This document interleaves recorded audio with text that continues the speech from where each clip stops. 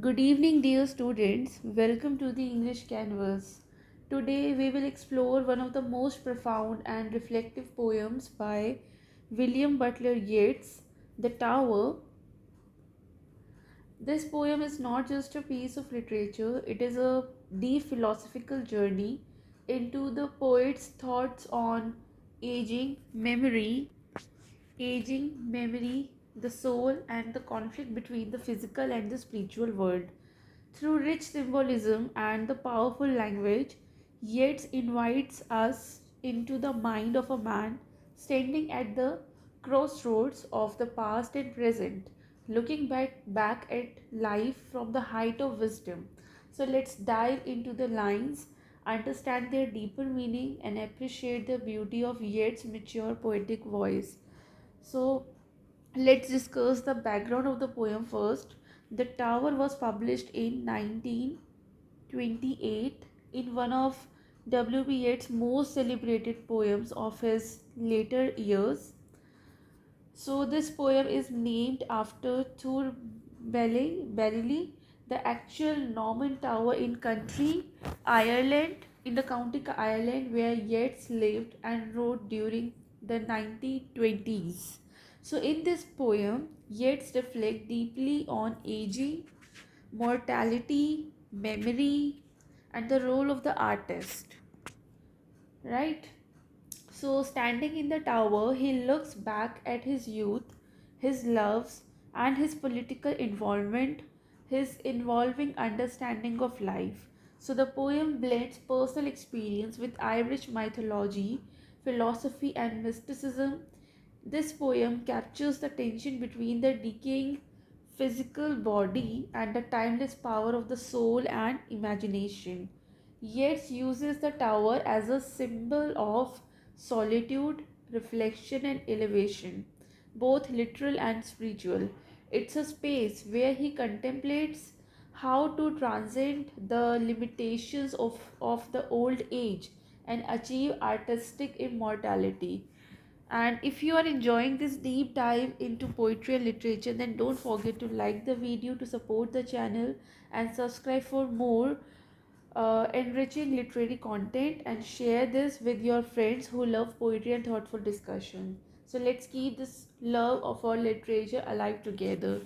So we will read the poem line by line and discuss its deeper meaning. Right? So what shall I do with this absurdity? O heart, O troubled heart, this caricature, decrepit age that has been tied to me as to a dog's tail. So here जो यहाँ poet है वो अपनी old age के बारे में बोल रहा है. Actually, the poet questions what he should do with the absurd, degrading experience of the old age. He calls it caricature, a distorted, laughable version of life. He feels like old age is shamefully and unwillingly attached to him, just as something might be tied to a dog's tail, to mock it. He addresses his own troubled heart here, his own troubled heart showing emotional suffering, right? Never had I more excited, passionate, fantastical imagination, nor an ear and eye that more expected the impossible. So, Yeats says that even in the old age, his imagination is still powerful and vivid. His creativity, passion, and dreams are stronger than ever. His senses, like hearing or and sight, are still full of longing and still yearn for the impossible. No, not in boyhood, when with road and fly, or the humbler worm, I climbed Bourbon's beck and had the livelong summer day to spend. So here he reflects on his youth when he would go fishing on Ben Bourbon. यहाँ पे ये fishing के लिए जाते थे. A famous Irish mountain है ये. सो ये एक फेमस आयरिश माउंटेन का नाम है जहाँ पर ये फिशिंग के लिए जाते थे. Even then, he says his imagination wasn't as excited as it is now. He paints a picture of his childhood, freedom, and innocence, spending long days in nature. So, this stanza introduces themes of aging and the conflict between the body and the mind, and the spirit and the power of imagination. Yet begins to contrast the spiritual energy of the soul with the decay of body, which becomes central to the poem, right? It seems that I must bid the muse go back. It means the poet feels that he must dismiss or abandon his muse, the source of his poetic inspiration and imagination. Choose Plato and Plotinus for a friend. Now he turns towards philosophy, specifically the work of Plato and Plotinus, implying a shift from creative inspiration to intellectual reasoning and abstract thought. Until imagination, ear and eye. He refers to the faculties essential for poetry, like the imagination, the ear for sound. Imagination बहुत ज़रूरी है. Poetry के लिए imagination बहुत ज़रूरी है, year बहुत ज़रूरी है for sound and rhythm, and I बहुत ज़रूरी है for the visual imagery. Can be content with argument and deal. So here yet suggests that these poetic faculties must learn to be satisfied with philosophical reasoning and abstract arguments instead of sensuous or emotional expression, right? In abstract things or be derided by. So if they don't adapt to philosophy, they risk being mocked and ridiculed, a sort of battered kettle at the heel, right? So this is a metaphor for old age or physical decay, like a worn out kettle, a battered kettle, so hanging at the foot, making noise and being a burden. It also references how imagination, if not evolved, becomes a source of mockery in the face of aging, right? So, in the first section of the poem, Yeats reflects on growing old and conflicts between the mind and the body. Now, an old man, he looks back on his youth, right? And filled with passion, creativity, and dreams, he expresses a sense of loss and frustration as his aging body can no longer fulfill the desires and the ambitions that still live in his mind. So he compares his present state to being trapped in a weakened body while his imagination and intellect remain active. So the poet feels divided. His soul still longs for beauty, art, and internal truths, but his body, which is now old, has become a burden. Yet also hints at madness or instability, which he fears might overtake him if he can't channel his intense thoughts into something meaningful. Ultimately, this section 1 sets the tone for the poem, which is deep philosophical meditation on old age and the role of the artist and internal struggle between the spiritual and the physical. Right now, the second section is I pace upon the battlements and stare on the foundations of a house or where tree like a sooty finger starts from the earth. So here Yeats walks on the high stone walls of his tower and looks down at either the ruins of a house or a lone blackened tree. That rises from the ground like a dirty fingers, symbolizing decay, time, and loss. Right?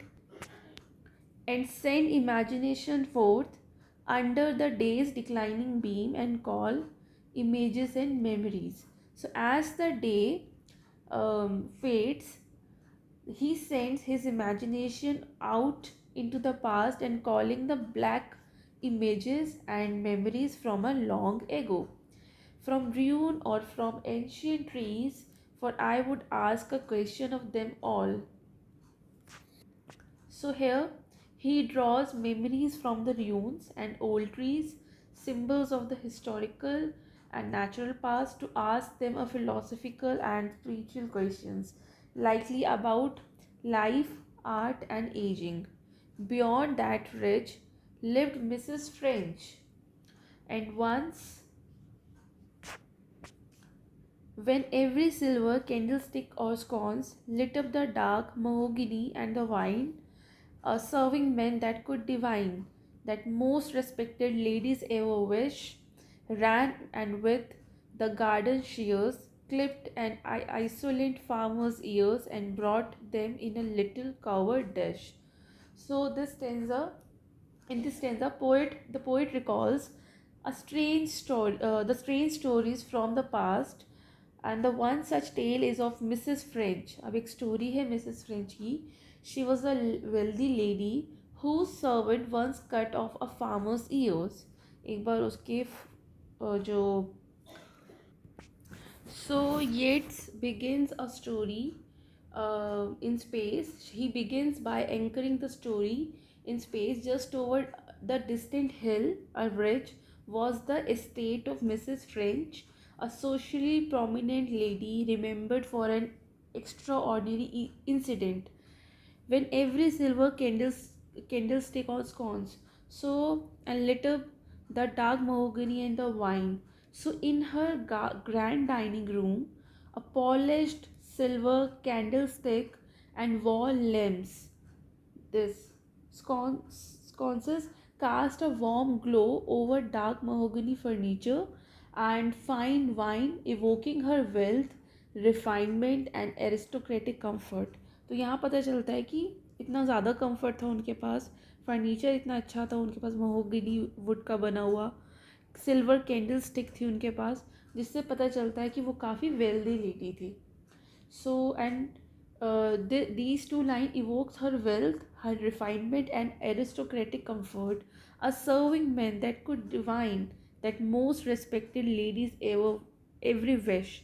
So one of her servants was so attentive and discreet that he seemed to anticipate her command before they were spoken, because the servant was an ideal retainer in gentle household, right, ran and with the garden shears clipped and isolated sorry insolent farmer's ears.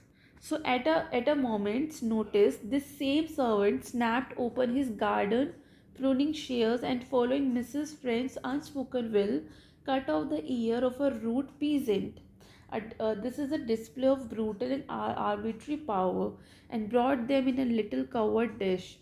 So he then served the mutilated.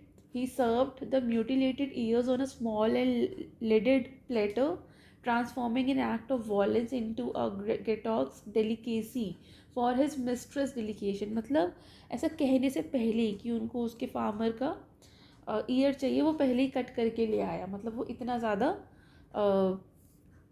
Obedient था, कह लो कि loyal था, वर्दी था.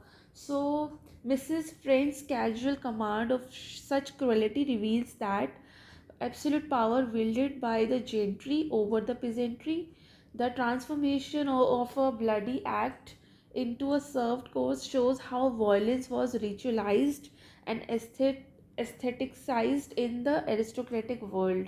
Yet summons this grisly anecdote from memory to probe the moral landscape of his past, questioning how art and cruelty intertwine in human affairs. Right? Now the next stanza is, in this stanza, Yeats reflect on memory, beauty and power of poetry to immortalize. Some few remembered still when I was young. So here the speaker recalls that even during his youth, only a few people still remembered a particular peasant girl from the past, a peasant girl commended by a song. So it means the girl was celebrated in a song, likely a folk ballad or local composition.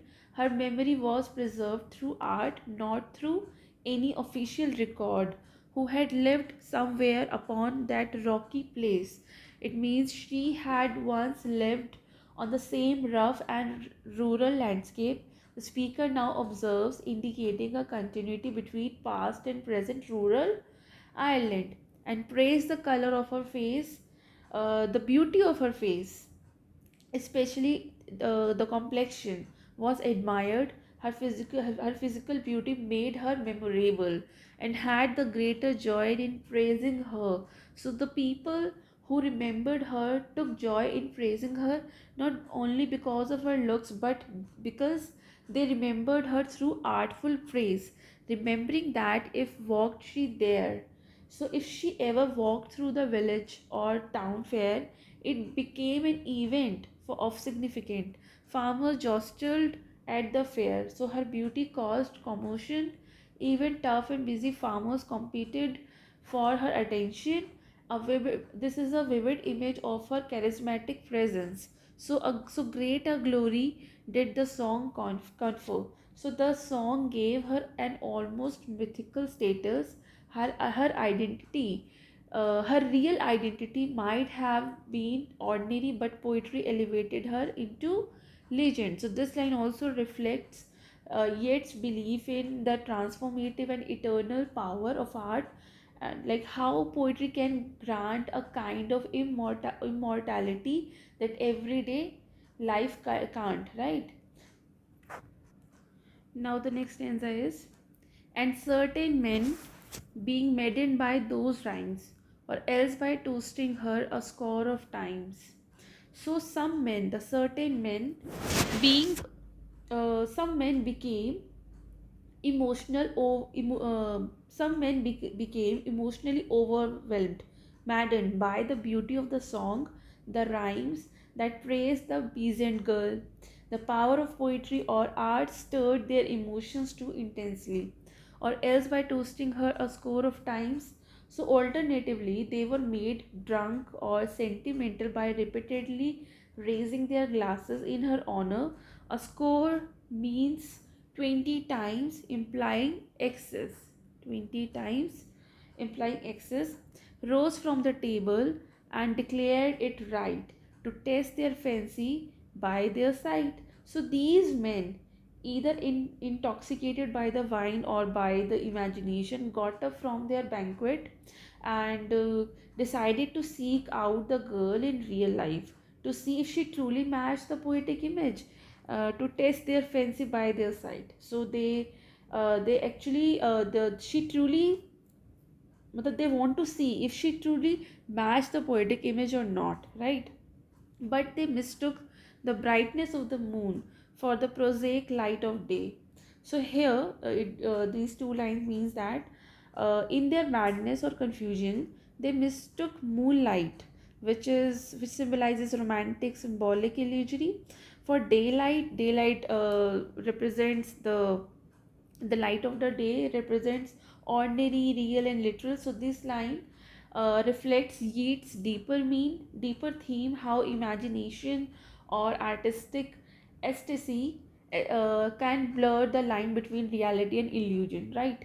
Music had driven their wits astray, so the enchantment of the song or the music made them lose their reason, and the emotional and artistic effect was so strong that they acted irrationally, and one was drowned in the great bog of Clun.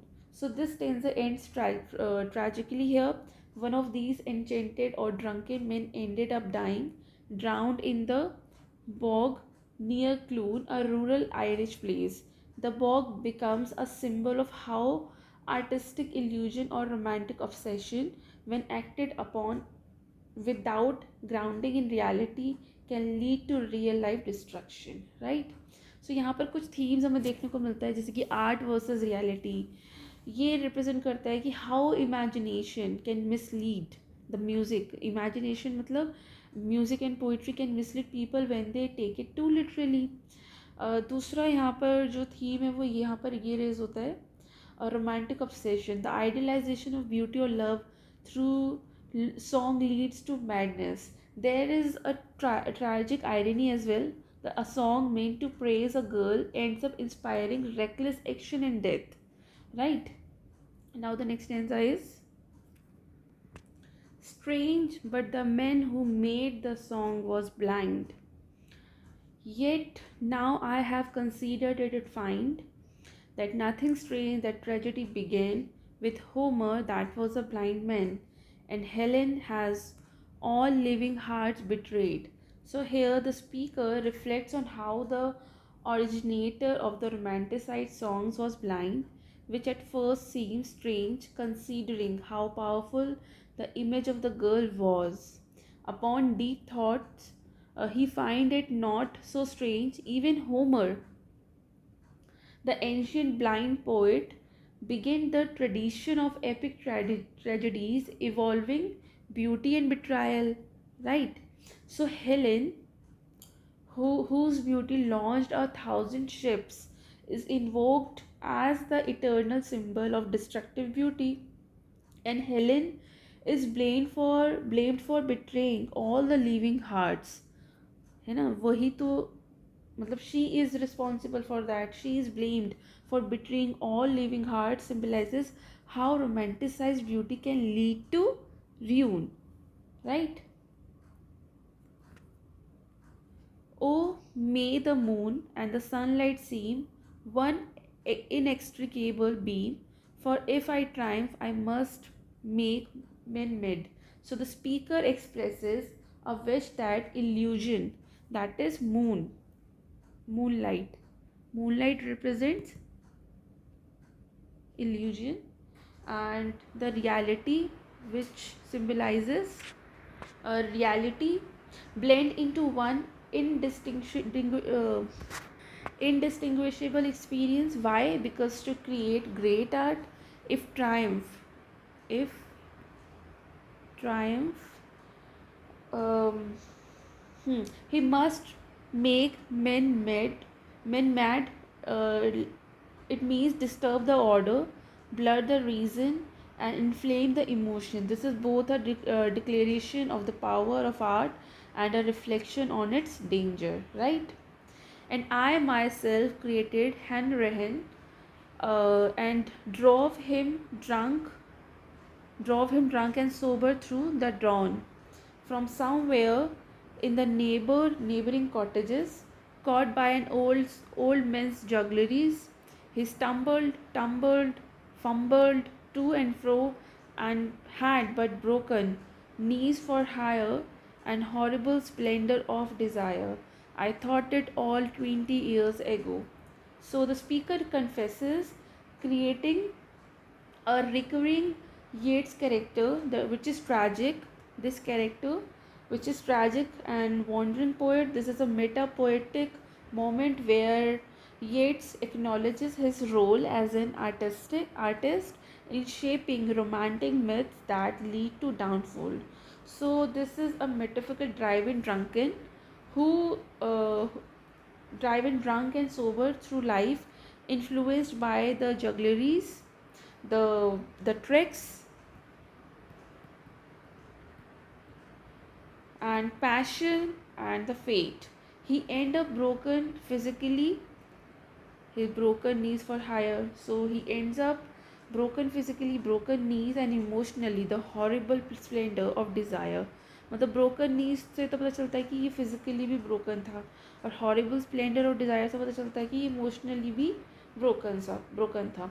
So the speaker planned this character 20 years ago, adding a layer of reflection and perhaps guilt about the romantic myths he propagated, right? So I think we should pause here. We will continue the poem uh, in our next class. We have analyzed the poet's disillusionment with blind beliefs, betrayal, and self-deception, all key symbolic threads running through the poem. But in our next class, we will take up the remaining lines where the poem arrives at a raw, unsettling yet honest truth, described by Yeats as the. Till then, reflect on Yeats' journey from grandeur to grounded reality, from myth to heart. Thank you for attentive participation. See you tomorrow.